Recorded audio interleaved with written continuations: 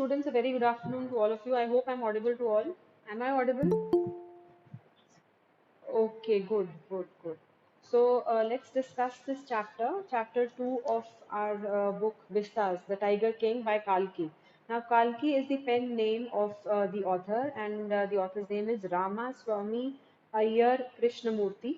He was born in the year 1899 and he died in 1954. And he is known by the pen name Kalki, and he was a Tamil writer. And he also, apart from being a writer, he wrote many songs and lyrics too. And he is mainly known for his historical as well as social novels. And in this chapter, we would read about a particular king, and this story takes us to the days of those high-headed and eccentric kings who used to dominate their subjects. Okay, and this is about an about such an arrogant king, and who was popularly known by the name Tiger King. Okay, and it starts the story starts with the death of the king, the Tiger King, and he who was the king of Pratibandhapuram, and the rest of the story tells us how he died. Okay, so it says the Maharaja of just, just it says the Maharaja of Pratibandhapuram is the hero of the story. He may be identified as His Highness Jamidar General Khalidar Major Satvyagra Samahari Maharaja Dhiraj Vishwa Bhuvan Samrat Sir Jilani Jang Jang Bahadur. So this was his name, and is this name is shortened into what? It is shortened to what? Speak up or type it. Yes, to the Tiger King. And the author says, the narrator tells you, I have come forward to tell you why he came to be known as Tiger King. I have no intention of pretending to advance, only to end in a strategic withdrawal. Even the threat of a Stuka bomber will not throw me off track. The Stuka, if it likes, can beat a hasty retreat from my story. Can anyone just tell me what does the narrator want to tell you through this paragraph? What is he saying about this? I do not want to, move forward to hastily retreat back. What do you mean by this? Karshita, can you just give me one moment and you can respond? Okay. Is an aircraft by German. It is so precise that it can shoot anyone in any second. And over here, the author wants to say that he won't stop, even it is hit, even he is hit by that bomb, and nothing can stop him from reciting about this king. Yes, very good. So he wants to say that nothing, no amount of threat, no kind of threat can stop him from telling us about the Tiger King, how he died, what happened to him. To him, he says, I have no intention of pretending to advance. I will advance, I will tell you about him, and I will not withdraw. Okay, I will not retreat, I will not move back, because nothing can throw me off my track. Okay, and my track is to tell you about what? To tell you about the death of the Tiger King. Right at the start, it is imperative to disclose a matter of vital importance. What do you understand by imperative? What is imperative? Something which is imperative is what? Yes, something which is of, yes, something which is very important, something which is urgent. Yes. So he says it is imperative to disclose a matter of vital importance about the Tiger King. Everyone who reads of him will experience the natural desire to meet a man of his indomitable courage face to face. So he was so courageous that people would have loved to meet him. Somebody who hears about him would love to meet him because he was so courageous. But there is no chance of its fulfillment. Why is there no chance of its fulfillment? Because why can't we meet Tiger King? Because he's dead. Yes, as Bharat said to Rama about Dashrath, the Tiger King has reached that final abode of all living creatures. And what is the final abode of all living creatures? Heaven. So that means he is no more. He is dead. The manner of his death is a matter of extraordinary interest. So the way he died, the manner in which he died, that is of utmost interest. It can be revealed only at the end of the tale. I'm going to just start with the tale, and how he died would come only towards the end. The most fantastic aspect of his demise was that as soon as he was born, astrologers had foretold that one day the Tiger King would actually have to die. Now, there's nothing extraordinary about it. He says everybody who is born has to die one day. But then he says this is one of the most fantastic aspects. So he's just trying to add humor to it. And he says that astrologers, the day he was born, astrologers within no time predicted that one day he would die. The child, well, this is what the chief astrologer had predicted, and this is what he had said. He said, the child is whom we are talking about is the Tiger King. The child will grow up to become the warrior of warriors, hero of heroes, champion of champions. But they bit their lips. The astrologers bit their lips and swallowed hard because they were so afraid of the king. They could not open up so easily in front of the king, and they could not disclose this fact so easily. When compelled to continue, when they were forced to continue, the astrologers came out with it. This is a secret which should not be revealed at all, and yet we are forced to speak out. The child born under this star will one day have to meet its death. So they just disclosed this fact that one day he would have to die. At that very moment, a great miracle. So the story has some supernatural element also attached to it. A kind of a miracle took place. An astonishing phrase emerged from the lips of the 10-day-old Jilani Jung Bahadur. So he was just 10 day old that time, and he said, "Oh wise prophets." So even a little child, this is what the author wants to say, that why are you making such a hue and cry about this thing? Why are you just not telling the thing directly? Why are you just going round and round? And he says, "Oh wise prophets, everyone stood transfixed in stupefaction." What do you understand by transfixed in stupefaction? Yeah, everybody was shocked. They could not. Yes, they were motionless because they could not take it that a 10-day-old child was speaking. They looked widely at each other and then they blinked. Oh, wise prophets, it was I who spoke. This time there were no grounds for doubt. Everybody was sure that it was the infant who was born just 10 days ago and who had enunciated the words so clearly. What do you understand by enunciating something? Yes, to say something, to pronounce something or to say something. The chief astrologer took off his spectacles and he gazed intently at the baby. He looked at the baby fixedly and he said, all those who are born will one day have to die. So this is what the child says. He says everybody who is born has to die one day. We don't need your predictions to know that. There would be some sense in it if you could tell us the manner of their death. Everybody who is born has to die one day. So what is it that extraordinary thing that you are telling us? If there would be some sense in what you are saying, if you could explain the manner of how I would die. Okay. The royal infant uttered these words in his little squeaky voice. The chief astrologer placed his finger on his nose in wonder. A baby, barely 10 days old, opens his lips in speech. Not only that, it also raised intelligent. Not only was the child speaking, it was also raising intelligent questions. Incredible. This was something which was unbelievable, rather like the bulletins issued by the War Office. So it was not something which was factual, it was something which was beyond imagination. The chief astrologer took his finger off his nose and he fixed his eyes upon the little prince. The prince was born in the hour of the bull. The bull and the tiger are enemies, therefore, death comes from the tiger.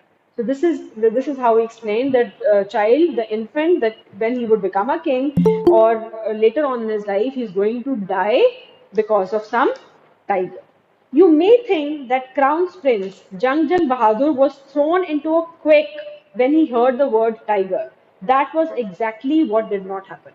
You might wonder that that little boy, that infant, the 10-day-old infant, was terrified when he heard the term, when he heard the word tiger, but this did not happen. Okay, this was exactly what did not happen. Exactly something opposite to it happened. As soon as he heard it pronounced, as soon as he heard that his death is going to come by a tiger, the crown prince gave a deep growl. Terrifying words emerged from his lips, and he said, "Let tigers beware. Let them beware. I am coming." So I would just put an end to all of them. I'm not going to die because of a tiger, but I'm going to put an end to their life. This account is only a rumor which is rife in Pratibandhapuram. What is rumor rife in Pratibandhapuram? What is rife? Something which is rife is something which is widespread. A rumor which is spread widespread in Pratibandhapuram. With hindsight, we may conclude it was based on some truth. You know, what do you understand by hindsight? What is hindsight? What is hindsight? He says, but with hindsight, we may conclude it was based on some truth. What is hindsight? Hindsight is, it is, yes, type it in the chat box if you know the meaning of this. With hindsight, we may conclude, understanding, this is understanding a situation after that event has happened, after that thing has happened. Okay, so till some time it remained a rumor, but then after what things happened, after how things took an ugly turn, we actually feel that there was some truth based upon this.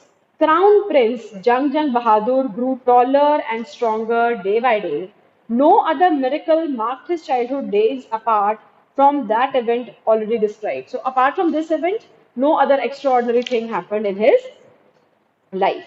Okay, so the boy drank the milk of an English cow, was brought up by an English nanny, tutored in English by an Englishman, saw nothing but English movies, exactly as the crown princes of all the other Indian states did.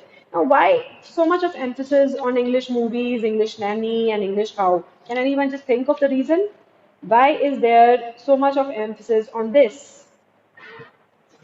Think of it and respond in the chat box. Yes?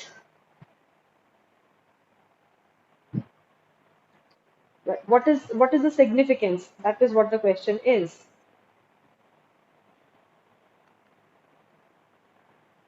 Yes, it was an era of British. Yes, very good, British era. What else? British influence of the British. Yes, very good. And he was raised exactly according to the English traditions, English manners, and those traditions and those manners they failed to, yes, British dominance. Yes, very good. They failed to inculcate any sense of moral duty, any sense of royal duty in him.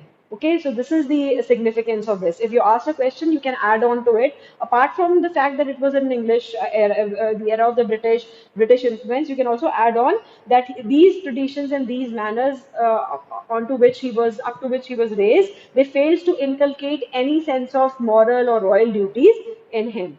Okay, so then he says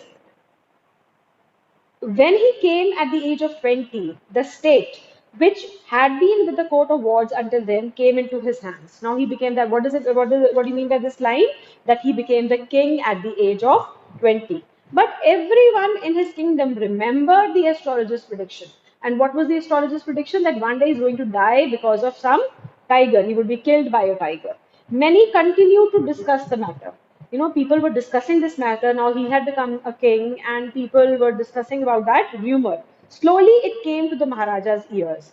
There were innumerable forests in this Pratibandhapuram state, and they had tigers in them. The Maharaja knew the old saying, "You can kill even a cow in self defense." There could certainly be no objection to killing of tigers in self-defense. Right? If you can, so he knew of this at that particular point of time. There was, there was no ban on poaching and illegal hunting. So he said that if you could kill a cow in self-defense, there would be no objection to killing a tiger in self-defense. So he started out on a tiger hunt.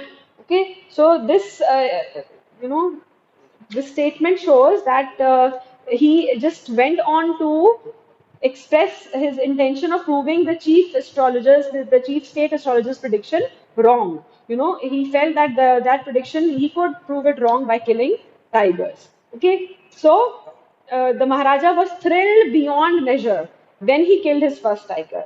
His first hunt, when he got his first hunt, he was elated beyond measure. He sent for the state astrologer and showed him the dead beast. What do you say now? He demanded. Your Majesty may kill 99 tigers in exactly the same manner, but what? Speak without fear. But you must be very careful with the 100th tiger. He says, you can go on to kill as many tigers as you want. You can kill 99, but you have to be afraid of, you have to be wary of the 100.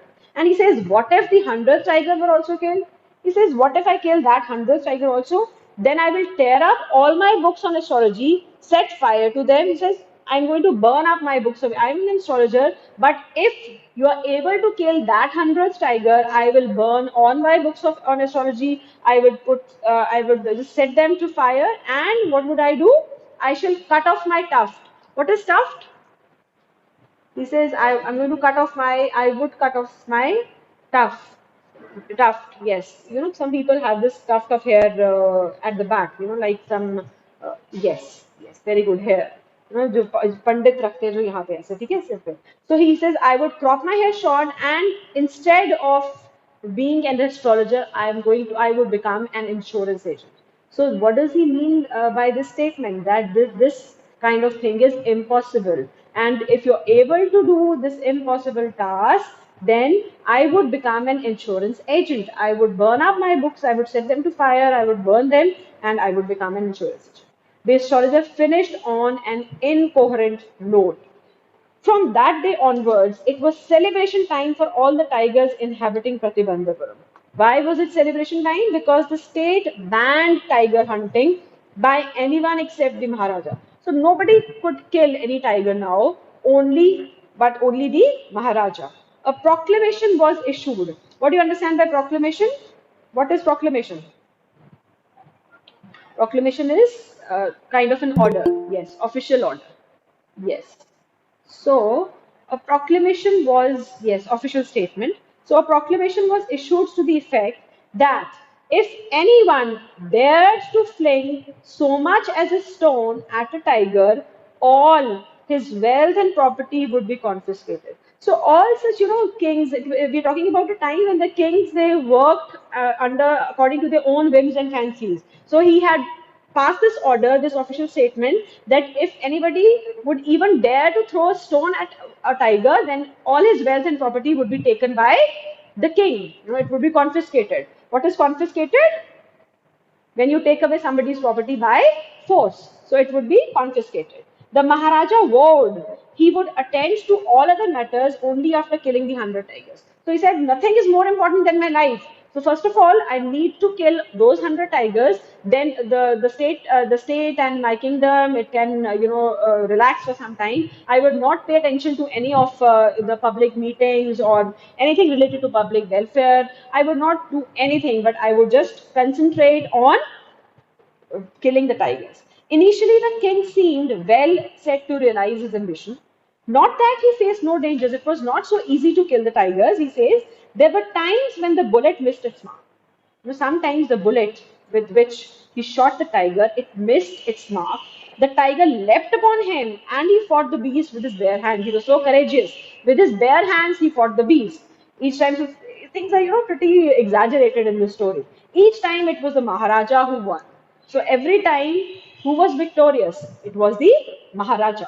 At another time, he was in danger of losing his throne. So you can get a question, this is very important. How was the Maharaja, Rani Jang Jang Bahadur or Tiger King, in danger of losing his throne? A high-ranking, this is the story that follows. A high-ranking British officer visited Pratibandhapuram. He was very fond of hunting tigers and fonder of being photographed with the tigers he had shot. So more than killing the tiger, he wanted to have his photograph clicked with the dead tiger. And as usual, he wished to hunt tigers in Pratibandhapuram, but the Maharaja was firm in his resolve. Now, what do you mean by firm in his resolve? What does this line mean, this expression, this phrase, firm in his resolve?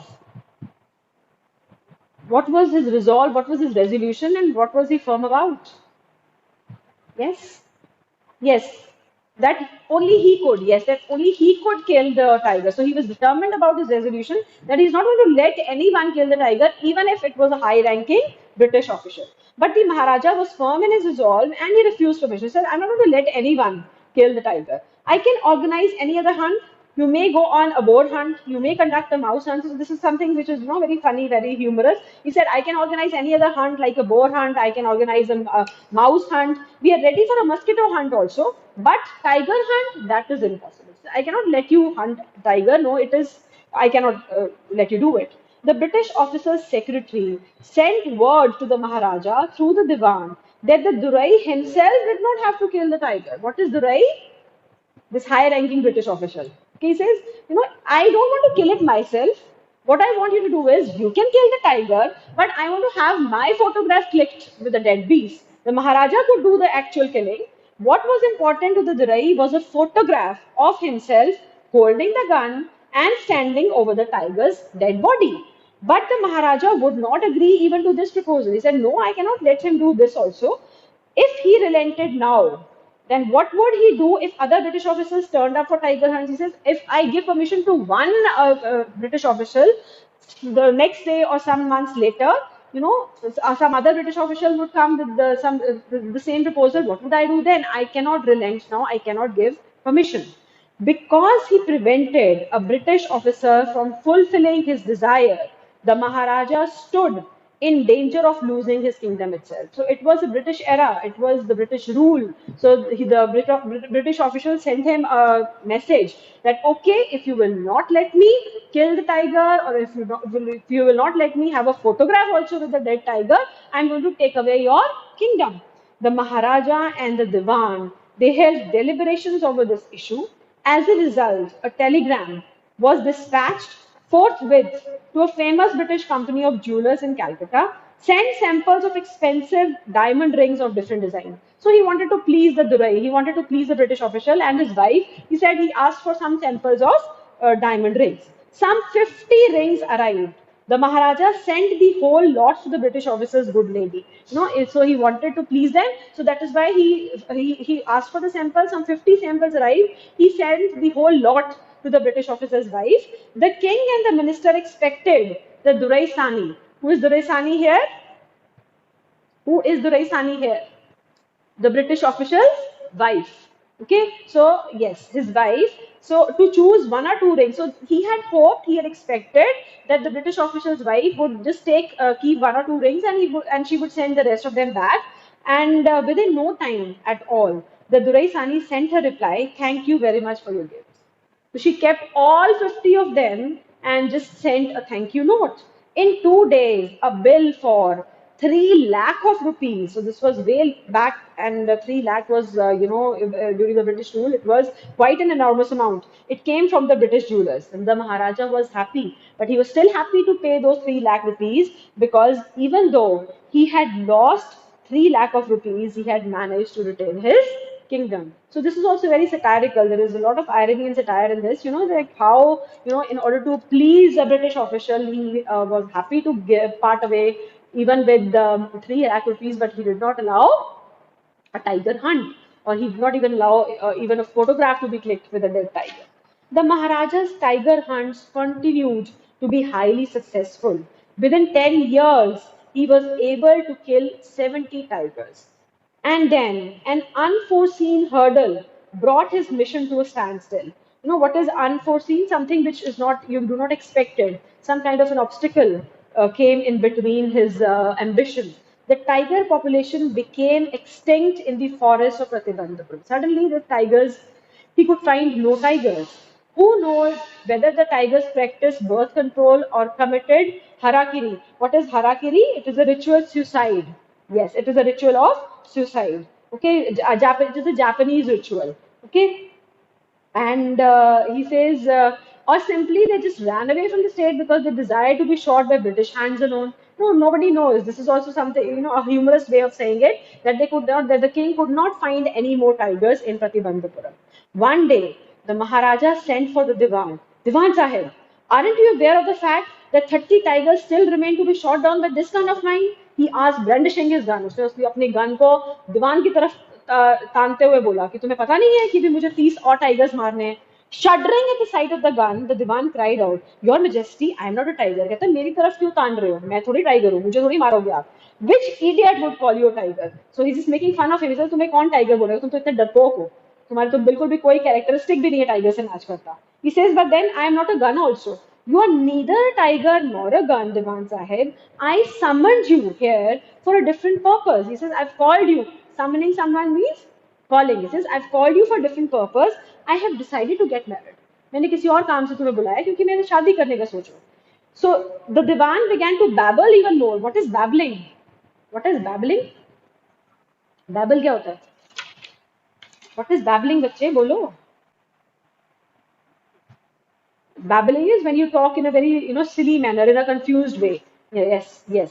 So he says he began to babble even more. वो कहता है शादी करने के लिए मुझे क्यों बुलाओगे आप? Your Majesty, I have 2 wives already.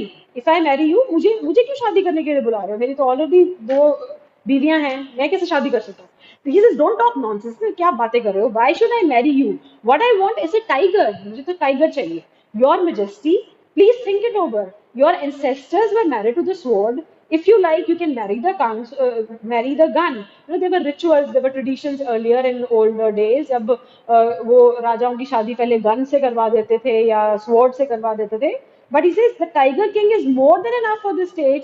It doesn't need a tiger queen as well. अब tiger से कैसे शादी कर सकते हो? We already have a tiger king. We cannot have a tigress now. You cannot marry a tigress. So this is what he means. We cannot have a tiger queen. The Maharaja gave a loud crack of laughter. So he started laughing. He says, I am not thinking of marrying either a tiger or a gun, but a girl from the ranks of human beings. First, you may draw up statistics of tiger populations in the different native states. Next, you may investigate if there is a girl I can marry in the royal family of a state with a large tiger population. कहते तुम क्या बात कर रहे हो? मुझे आप statistics दो, मुझे figures दो कि मेरे आसपास की states में कहाँ पर सबसे ज़्यादा tiger population है, ठीक है? वहाँ पे आप मतलब वहाँ के राजा की अगर कोई बेटी है जहाँ पे टाइगर पॉपुलेशन ज्यादा है तो मेरे अरेंजमेंट करवाओ वहां से मैंने उससे शादी करनी है. So Diwan followed his orders. He found the right girl from a state which possessed a large number of tigers. Maharaja Jang Bahadur killed 5 or 6 tigers each time he visited his father-in-law. So they got married, and whenever he would go to his father-in-law's kingdom, he would kill 5 or 6 tigers there. So in this manner, 99 tiger skins adorned means beautified, the walls of the reception hall in the Pratibandhapuram palace. Yes, decorated. So he had killed 99 tigers, only one was left now. The Maharaja's anxiety now reached a fever pitch. जब एक ही रह गया था उसकी anxiety, उसकी tension बहुत ज़्यादा बढ़ गई. When there remained just one tiger to achieve his tally of 100. He had this one thought during the day and the same dream at night. By this time, the tiger farms had run dry, even in his father-in-law's kingdom. और father-in-law के kingdom में भी tiger population खत्म हो गई. It became impossible to locate tigers anywhere. Yet, only one was needed. If he could just kill that one single beast, the Maharaja would have no fears left. So, because it was the, straight astrologer's prediction that he had to be wary of the 100th tiger. So, if he could kill that 100th tiger, then he would not have to fear anyone. He could give up tiger hunting altogether if he could kill that 100th tiger. But he had to be extremely careful with that last tiger. What had the late chief astrologer said? So even that astrologer had died now. Even after killing 99 tigers, the Maharaja should be aware of the 100th. True enough, the tiger was a savage beast after all. What do you understand by savage? What is savage beast? Yes, uncontrolled. Yes, uncontrolled, a very violent beast. So he says one had to be very dangerous. Yes, very good. One had to be wary of it. But where was that 100th tiger to be found? It seemed easier to find tiger's milk than a live tiger. This is also said something very satiric. This is a satire in it that you can find tiger's milk easily than a live tiger. So it is impossible to get even a tiger's milk also. But then it is a way of saying that he could not locate a live tiger anywhere. Thus, the Maharaja was sunk in gloom. So he was very saddened, he was lost in despair and gloom. But soon came the happy news, which dispelled that gloom. What is dispelled? What is dispelled? Which dispelled that gloom. Yes, which removed that, which put away that. Yes, yes, very good. Vanished. So that bloom vanished. Why? Because in his own state, sheep began to disappear frequently from a hillside village. So if sheep started disappearing, that means that it was first certain that this was not the work of Khader Mia Sahib or Veerasamy Naikar, both famed for their ability to swallow sheep whole. Surely, so it was first ascertained that somebody else was not at work. So it was a tiger who was at work. The villagers ran to inform the Maharaja. The Maharaja announced a 3-year exemption from all taxes for that village and set out on the hunt at once. So in that particular village, he said he made such an official. So I told you earlier also the Maharajas, the kings, they worked according to their own whims and fancies. So if he could locate a tiger, he announced that in this particular village, we would have 3-year exemption from all taxes for all the people of this village.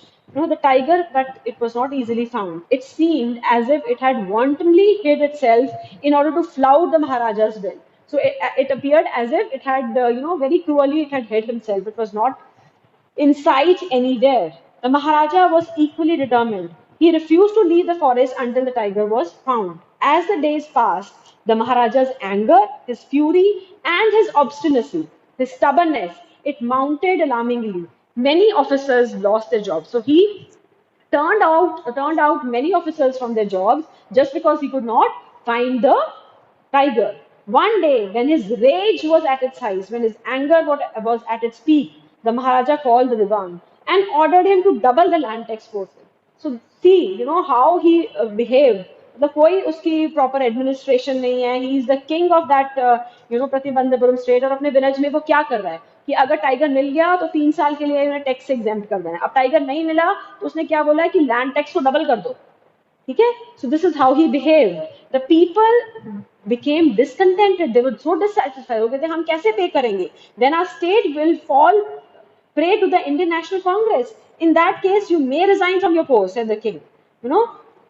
वो अपने जो officials उनको भी बोलते तुम post से resign कर दो. सो दीवान को बोलता है कि तुम भी रिजाइन कर दो, तुम चले जाओ. दीवान को समझ भी नहीं आया वो क्या करे. So he went home convinced that if the Maharaja did not find the tiger soon, the results are going to be catastrophic. What do you understand by catastrophic? Deadly. Yes, full of difficulties. वो कहता है कि अगर महाराजा को tiger नहीं मिला तो सबके लिए बहुत खतरा है. He felt life returning to him only when he saw the tiger, which he had brought from the People's Park in Madras and kept hidden in his house. तो वो दीवान एक पार्क से टाइगर ले आया था और उसको वहां पे वो कहां पर था उसके घर में. At midnight, उसने क्या किया दीवान ने? When the town slept in peace, the Diwan and his aged wife dragged the tiger. बड़ी मुश्किल से वो टाइगर को खींचते हुए कार तक ले गए और कार में उसको बिठा दिया. The Diwan himself drove the car straight to the forest where the Maharaja was hunting. When they reached the forest, the tiger launched its satyagraha. जैसे ही वो फॉरेस्ट पहुंचे, जैसे टाइगर सत्याग्रह पे बैठ गया और वो कार से बाहर ही नहीं निकल रहा था. The Diwan was thoroughly exhausted because the Diwan was also an aged man. उसके लिए बड़ा मुश्किल हो रहा था टाइगर को बाहर निकालना. And it was very difficult for him to haul the beast out of the car and push it down the ground. बड़ी मुश्किल से वो लेके आया. On the following day, वो लेके आ ही नहीं पाया उसको. ठीक है, वो कार से बाहर ही नहीं निकाल पाया. But the next day, what happened? The same old tiger, he wandered into the Maharaja's presence and stood as if in humble supplication. वही टाइगर जो कार से बाहर नहीं निकल रहा था, अगले दिन खुद ब खुद महाराजा के सामने जाके खड़ा हो गया कि चलो मुझे गोली मार दो. Master, what do you command? जैसे वो मुझे पूछ रहा है कि क्या ऑर्डर है मेरे लिए. It was with boundless joy. Boundless means limitless joy that the maharaja took careful aim at the beast. इतने सामने उसके खड़ा था, उसने उसकी तरफ गोली तानी, बंदूक तानी, and the tiger fail in a crumpled heap. और टाइगर वहीं ढेर हो गया. I have killed the 100th tiger. My vow has been fulfilled. The Maharaja was overcome with elation, with joy. So ordering the tiger to be brought to the capital in grand procession. कहता है ये तो 100th tiger है, इसको बड़े धूमधाम से मेरे महल तक लेके आओ. He hastened away in his car. After the Maharaja left, so this is the irony. What happened after he left? The hunters went to take a closer look at the tiger. जैसे ही वो hunters tiger के पास पहुंचे, the tiger looked back at them, rolling its eyes in defilement. बड़ा confused हो गया, वो उनकी तरफ देखने लग गया. The men realized that the tiger was not dead, but the bullet had missed it. We had a similar chapter in class 10 also, Mrs. Peckletide's tiger. वो पहले हुआ करता था, पता नहीं आपके टाइम पे वो सिलेबस में था कि नहीं. That is also about the vanity of a certain lady, who went on hunting tigers, and similar thing had happened with her also. Okay, so the tiger looked back at them in bafflement. The men realized that the tiger was not dead. The bullet had missed it. It had fainted from the shock of the bullet whizzing past. मतलब हुआ क्या था, वो मरा नहीं था, वो बेहोश हो गया था, क्योंकि जैसे ही उसके पास से बुलेट निकली वो घबरा के बेहोश हो गया. The hunters wondered what they should do. अब हंटर्स कहते हैं अब हम क्या करें. They decided that the maharaja must not come to know that he had missed the target. वो कहते हैं हमारी शामत आ जाएगी, महाराजा को नहीं पता चलना चाहिए कि उसका टारगेट मिस हो गया. If he did they could lose their jobs because they were more worried about their job. हमें तो नौकरी से निकाल देगा. One of the hunters took aim from a distance of 1 foot. मतलब इतना आसान था उसको मारा, 1 फुट की दूरी से उसने उसके ऊपर एम किया and he shot the tiger. This time he killed it without missing his mark. Then, as commanded by the king, as ordered by the king, the dead tiger was taken in procession to the town and buried. A tomb was erected over it. क्योंकि वो 100th tiger था, एक tomb erect किया गया, tomb वहाँ पे बनाया गया उसके लिए, and it was in grand procession that it was taken through the town. And it was buried. After it was buried, a tomb was erected. A few days later, the Maharaja's son's 3rd birthday was celebrated. अभी तक तो वो tiger hunting में इतना involve था कि ना तो उसने अपनी स्टेट की तरफ, ना किंगडम की तरफ, ना अपने बच्चे की तरफ, किसी की तरफ ध्यान नहीं दिया था. Until then, the Maharaja had given his entire mind over to tiger hunting. He had had no time to spare for the crown prince. But now, the king turned his attention to the child. He wished to give him some special gift on his birthday. वो कहता है मेरे बच्चे का 3रा birthday, मुझे उसको अच्छा सा गिफ्ट लाके देना है. He went to the shopping center in Pratibandhapuram and he searched every shop, but he couldn't find anything suitable. Finally, he spotted a wooden tiger in a toy shop and decided it was the perfect gift. उसने एक toy shop में wooden tiger देखा, वो कहता है ये perfect gift है. The wooden tiger cost only 2 annas. This is also very important, underline it. उसका प्राइस बहुत ही कम था. It was only 2 annas and a quarter. But the shopkeeper knew that if he quoted such a low price to the Maharaja, he would be punished under rules of emergency. So he would, under the rules of emergency, महाराजा को आप इतना सस्ता gift नहीं दे सकते हो, इतनी सस्ती चीज नहीं बेच सकते हो. तो this is also something which was very ironical. So he said that your majesty, this is an extremely rare example of craftsmanship. ये तो बहुत ही rare piece है craftsmanship का, but it would be a bargain at 300 rupees. वो कहते 300 रुपए का आपको पड़ जाएगा because you are the king.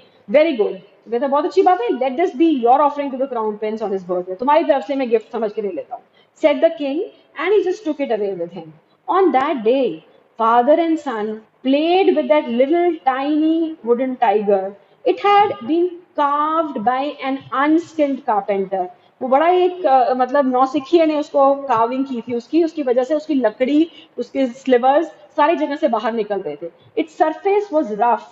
Tiny slivers of wood stood up like quills all over it. What do you understand by slivers? Tiny pieces of wood. पतले पतले pieces सारी तरफ उसके बाहर निकले पड़े थे. And one of those slivers pierced the Maharaja's right hand.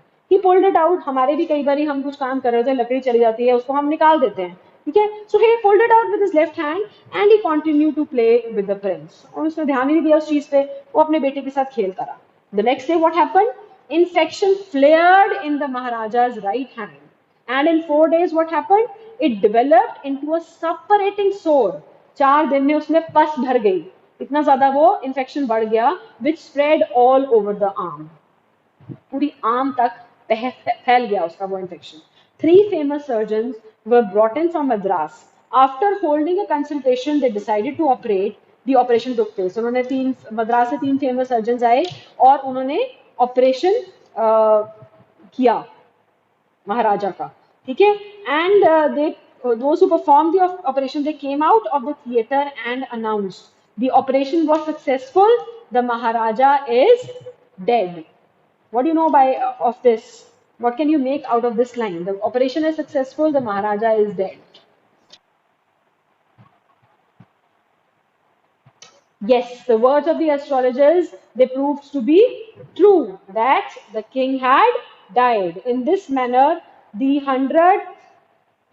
tiger took its final revenge upon the tiger king. So this is how he died Not from a, this is how ironical and satirical it is that the king died not from a live tiger but from a wooden toy tiger. He had killed so many tigers, he was so courageous, he had fought with them with bare hands, but now he died just because of a wooden toy tiger, and this was the 100th tiger who took its final revenge upon the Tiger King. No, so you would go through this chapter. We would discuss questions and extra questions maybe day after tomorrow, and I would also send you an assignment so that you can go through them, go through the assignment, go through those questions, and come and you can come prepared. Fine? Yes or no? Yes or no, Spika? Okay, okay. Let me take your attendance, and if you have not followed anything from the text, if you want me to repeat anything, you can ask in the meantime. Yes, you have to do NCRT questions also, plus the assignment that I would be sharing with you people, okay? You will go through the assignment so that the next time we meet, we can discuss the question answers. Okay? Roll number one, Medha.